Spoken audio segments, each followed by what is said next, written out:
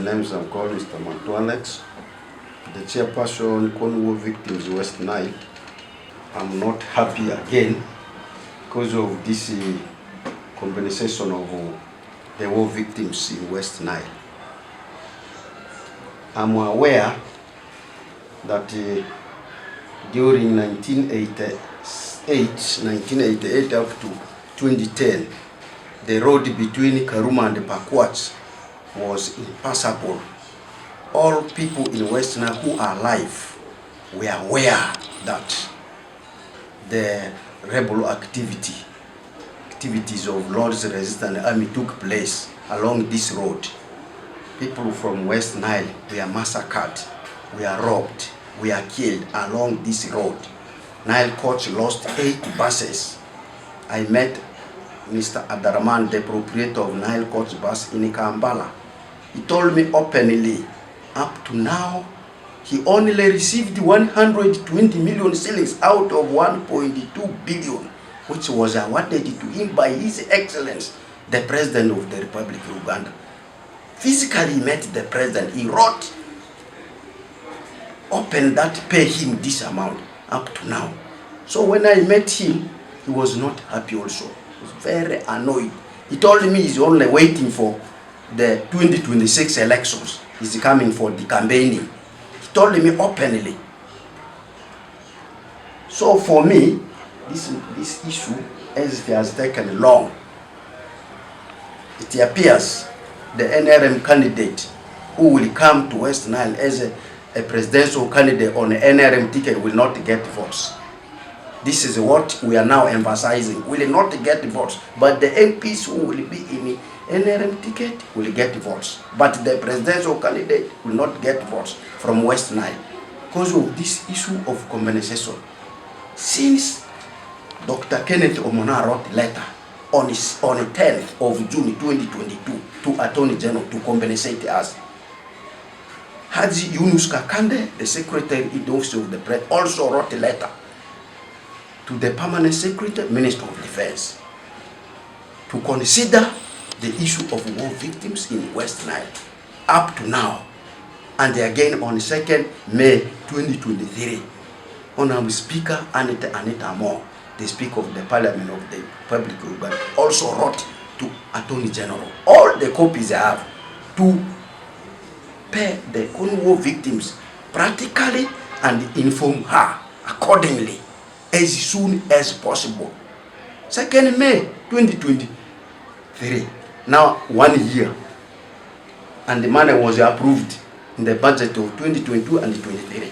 30 billion shillings for 4 regions. Teso sub-region, Lango sub-region, Choli sub-region, West Nile sub-region. Where is this money? If now I ask myself, where is this money? As the chairperson, I moved to Kampala several times. And when the NL Manifesto Week was launched, I was there. Money was, Minister for Justice and Constitutional Affairs was there when he was reading. The money was available, 30 billion up to now. That's why the youths were protesting yesterday in Kampala because of this corruption in Uganda.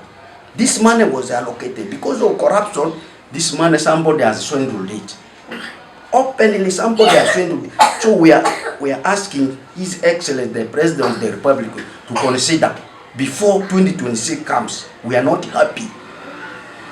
We are not happy. And my youths in the Ive, because I come from Ive as the chairperson of the war victims, told me they are not voting NRM presidential candidate. Because he told me we were interacting with them in the meeting. Because of the recent appointment of the assistant RDCs, none of them came from Ive. But one district has 10 assistant RDCs and the RDCs. 10. What has Ive done to NRM? So they want to see, only like the Central to vote, they want to see whether the Central will vote 99 for the presidential candidate who will come on the NRM ticket. Yes. But now there was money demanded and approved some money, 30 billion. We also know that we have leaders here. Do you think your leaders are doing enough to follow some of these approval? Because we have parliament where we have representatives. Yes. Now the issue of our leaders, actually, what I got in the office of the Attorney General, because they have been challenging me there also about the leaders who are not helping us. They told me openly, my Mzee, you always come here alone. Where are your leaders? The one you elected. Why are they not helping you? So from there I knew my leaders are not working. Only I got there, Honor Fetan Joffrey's foot marks. Always if I go to Attorney General's office, only Honor Fetan Joffrey. But I have 42 MPs from West Nile and the cabinet ministers, state ministers. These are the leaders fighting us. They are telling His Excellency, the reason actually here why we are not getting this money is the ministers who are close to His Excellency are telling His Excellency lies. Because I know them. Openly I know them, but I cannot mention their name. I know them who are telling His Excellency lies, don't do this, don't do this. How many people are demanding for compensation, and of these, how many have so far died? Actually, we have 96 who have died, but they have their next of kins. Then we have 1,102 who are waiting compensation from the government. And these 1,102 have relatives. Like me, I have 26 children. You see this? These are all voters, 26. They are not young. They are all voters above 20 years. Now, if I don't get this money from just my family and my brother, my elder, as 20 children who are all voters, we have almost 60 votes in our home. Now the rest, you add now the rest members of the victims. If they now go and they campaign, the 2026 NRM candidate who will come on NRM ticket as a presidential candidate. Now that there is delay, what do you think can quickly be done so that this money, even if not all, part of it is paid to the victims? No, here our prayer is just we want His Excellency to intervene. Only Him, because He is our father. For him, he's fighting for corruption. He doesn't know that this money has been swindled. So we want to tell him this money is not there. They have eaten it. So he should intervene. He should leave that issue. They are telling him that don't do this. Those people are tying his legs. Those ministers from West Nile, they are tying his legs to throw him in the toilet pit. You see that? This is what he doesn't know. These ministers are tying his legs to throw him in toilet pit. So if he doesn't come out of this, it's very unfortunate for him in West Nile. Because people are not happy. People are dying because of poverty. People are very poor. We applied for this PDM as a member. They threw our documents away. See this from RCC's office. Not this one, the other one. Because the compensation has delayed, we wanted this PDM to help us to move on. Now if our file has been thrown away, that you are disturbing. This is the ministers telling me you are disturbing from West Nile. As if he did not know Kony killed the people. Because his people were not killed. Yeah, I'm Samuel Ondoma from Alakan Company Advocates. I represent the victims of LRA war, which happened in northern Uganda, especially those victims from the Greater Arua. When I say Greater Arua, I mean Arua City, Koboko, Yumbe, Maracha, Terego, Madi, Okolo, and what? And Vora, which is current Arua district. So these victims have been following compensation from government, and it's over 20 years now that they are not paid to date. We received some correspondence from UPDF headquarters, especially from the Directorate of Special Investigations, that gave us things which we were supposed to furnish, things we are supposed to get from the victims and furnish to the UPDF headquarters in Mboya. They wanted all the affected victims, they wanted them to, first of all, to make statements on what happened, and if they were affected by the war, or as they were doing business. What was their capital? When was it? What did they lose? What kind of business they have been dealing in? They needed, were they operating on loans? If there are photographs of the earlier events, the businesses they were doing, they needed those photographs. The bus tickets they have been using to travel from Arua or from West Nile to Kampala. They needed also flight tickets because some people were using plane. Then passports, if you are moving and even out of the country, you give your passports or you give your tickets for the plane. All this information we managed to furnish them. They also need a recommendation from religious leaders. We were able to obtain a recommendation from MEDIA and West Nile Diocese. I'm very happy. The bishop gave us that recommendation. We were able to get recommendation from Arua Diocese. The Bishop of Arua Diocese gave us that recommendation. I'm very happy about that. We also got recommendation from the Muslim leader, the district Kadi of Arua Muslim district. I'm so happy they were cooperative and gave us this recommendation. So all the required information which UPDF headquarters in Mboya required to compensate the affected victims from the Greater Arua were furnished to that office. We submitted all the information of the affected victims, and these victims are actually 1,102. All the information concerning them, what was required out of them, we submitted to UPDF headquarters on 2nd of February this year. And this evidence which was required from the victims was accompanied with a letter which we wrote to the permanent secretary. And this letter was also received at the EPDF headquarters on 2nd of February 2024. And the person in charge to whom we submitted these documents was the director of special investigations at EPDF headquarters in Mboya. That is Colonel Atwine Daniel. And he was very glad to receive the evidence. We actually had 2 boxes, 2 full big boxes of information that was required. They were so grateful, and this with this information, when we were doing this, I was together with the chairperson of the affected Kony victims from Greater Arua, that is Mr. Matwa, who was present. Matwa Alex was present. We have been following this letter. Unfortunately, I'm sorry to say, up to date, we have not got any tangible response from the permanent secretary of Ministry of Defense and Veteran Affairs, though we submitted this letter. We were informed that this letter was being routed from Director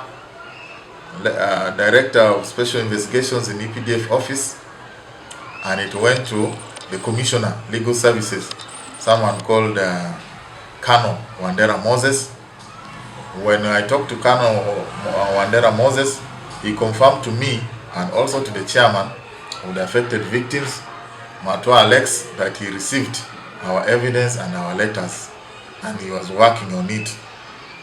Unfortunately, up to date, we have not received any direct response from Wandera of how far they have reached, but he confirmed having received this evidence from Director of Special Investigations Branch. About 2 weeks ago, we followed this matter also with the EPDF headquarters in Mboya. We were told to talk to the ADC of the permanent secretary. I called the ADC, who is the permanent secretary, officer called Kony Muhereza, and he advised me, which he also wrote in on WhatsApp, that's on the phone, that we should talk to the clerk of the permanent secretary. I then talked to the clerk of the permanent secretary, So the clerk informed me that the documents are being worked on by one of their lawyers called Modiva. So he gave me the contacts of Modiva, and we also called Modiva. I also called him. Then Modiva told me he remember working on those documents, but he thinks the documents went to office of the Prime Minister. So he promised that he will give a feedback to me where exactly these documents are. But up to now, there is no feedback yet given by Counsel Modiva, who is a lawyer within UPDF settings.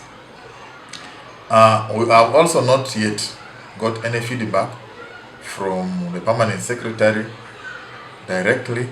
So what we are thinking of is either we shall have to write to the Permanent Secretary to give us a reply to this letter, which was submitted on 2nd of February this year, or we'll have to move. If we don't get any response, we'll have to move with the committee of the affected persons to the headquarters of EPDF in Buea and physically meet and interact with the Permanent Secretary over this matter. Because as we are all aware, this matter is long overdue. People are so anxious. People are even tired. They're expecting to be compensated. These events happened between 1996 to around 1998. So if you calculate from that time up to now, it's now over 20 years. They are being promised compensation. Government has also made promises that they will compensate them, but it's always words. People are tired of words and they need action now. As I've always said, what people need is at least some startup capital to be given to them. These are hungry people, these are poor people, these are businessmen who have been earning a living through doing business. But because of the Kony war, which attacks, the war and the attacks which took place between Pakwach to Karuma, they lost business. Others were wounded, others their goods were stolen or looted, others their monies were taken away, or others they were incapacitated in other ways to the extent that they could not now do business. So they lost business. What they just need is money. And surprisingly, actually, most of these people, over 1,102, these people, most of them are actually NRM supporters. They are supporters of this government. That is why for them they don't want to go to court. They say they cannot sue their president. They want this issue to be settled peacefully. And the president also promised in 96, 97, 98, he has always been promising that he is going to compensate these people. Each time he comes to Arua, he talks about the compensation. But the money is not there. How do you expect now these people to survive? How much were they asking, and do you think this would have solved the problem? The money these people are asking is 99.7 billion. However, I had already talked to them. We had also informed UPDF headquarters that this money looks exorbitant. But this is an asking, this is asking price, like asking price. This is the figure they are stating. What is government willing to give? They should come forward. These are people who understand. These are citizens of Uganda. These are supporters of the government. They can understand. If government was able to give them some little money as startup capital, for example, each person getting like 3 million or 5 million per person, I think that is reasonable to start. Maybe they could give an advance. After giving this advance, they can promise and then what? Keep paying by installments. Because people understand things are hard now. This is our government. In terms of the delay, I am sure that some of these people could have died along the way and they have not received their compensation. What do you think can be done? Because now time keeps running and they are getting old. Yes, it is true. About 55 people have died so far, or even more now, because that was around that was last year. Over 50 have died. So these people who have died, we advise the families to process letters of administration such that the beneficiaries, the administrators, can collect this money on behalf of the beneficiaries of the estate of the deceased persons. And they will also have a list of people who died. Their list is different. Out of the 1,102, the list of people who have died is different. And their beneficiaries, their contacts, their details are also different. And most of them have already worked on their letters of administration, or they are still working on the letters of administration.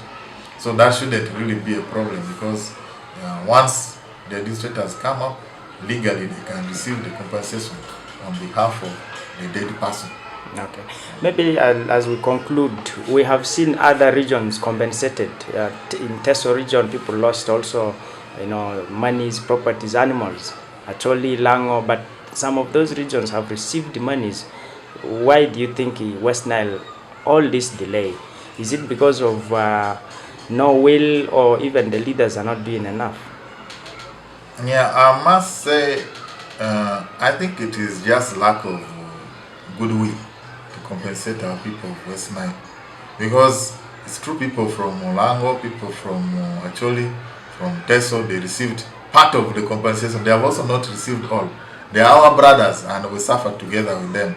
We don't have any bad feelings for them to receive the money, but we really want ours also. We should receive our compensation, even if it's not in full. Like them, our people should be able to get something. Why do you compensate those people of Teso, Lango, and actually for cattle? But people of West Nile who died, people were shot or they were injured, and they lost serious goods. Why are you neglecting them? Why are you not giving them something? Why? Actually, we wonder why our people are being marginalized. I know sometimes I ask myself, are we from Congo or Sudan? We are still Ugandans. Why can't they give these people some pay? However little it is, they should show the goodwill. So such that people know also government thinks of them. Government is serious about them. For the internal consultation being made, so when they are ready, then response has been made. I think there are some internal consultation is going on. They have waited for 10 years, but matter just come to our office about something like 3 weeks or 1 month ago, but it needs to be handled after constructed consultations with all the stakeholders getting involved. There was, I think, a problem on the file with evidence. I saw someone writing that some of those people who were in Arua, who were claiming not to be traced, and those who were saying they had businesses, the businesses could also not be traced. I think there is another for further investigation, something like that. I remember. So it is consultations plus some further investigations. See, those who are claiming what they were claiming was real. So government cannot just pick money because somebody has said I lost this and then they give him. You know that. So those who are claiming and petitions have not said this. So government is also conducted an investigation, verify that those claims are true and correct before they can make a decision and money be released. Yes, being verified, making evaluations. Because I think they made claims in amounts. So if somebody has a primo and saying my primo costs 200 million, so we're also going to see whether real that primo which was lost costed real 200 million. Verification of those things and evaluation is not a one day's work. There are different agencies which are doing that. So we shall wait for them to give us a report on each and every case that which has been submitted, and then from there we shall make a decision how much to pay for what, where, and when.